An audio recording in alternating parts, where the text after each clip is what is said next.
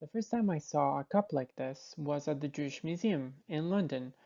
I was on a tour of the collections, about to start an internship there, and me and some other volunteers were being shown the storerooms.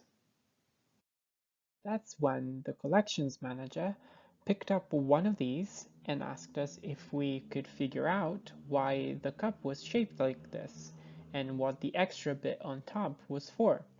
But obviously, no one had any idea. So they went on and explained that they served as a guard to protect a man's mustache. And I thought, how incredible is that? This for me was really the first step I took into a journey into object-led learning.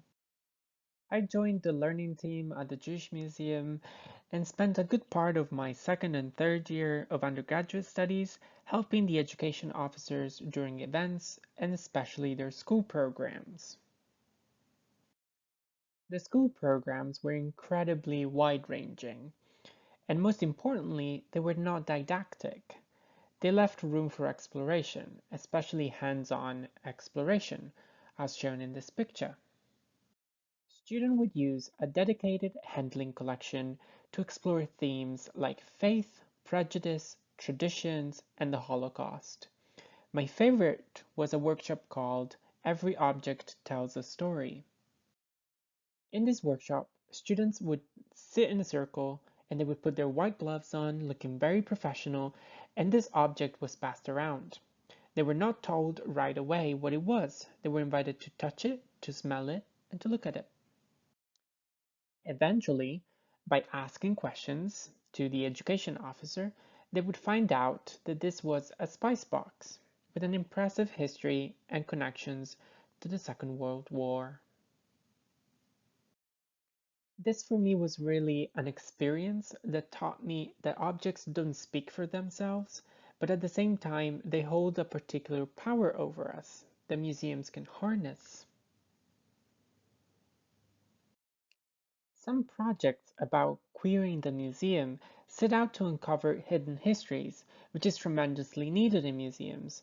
What I often find, however, is that these stories and messages are little more than stickers that come off after Pride Month is over. These projects are often volunteer-led, which is fantastic, but at the same time, they're often considered little more than an appendix to real museum work.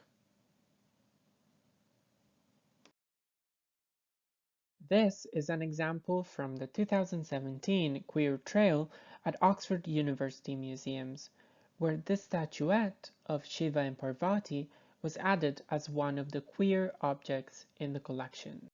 Unfortunately, nothing changed in the display. The queer interpretation was bound to the trail, and someone who was not interested in a queer interpretation of that object would not necessarily engage with it.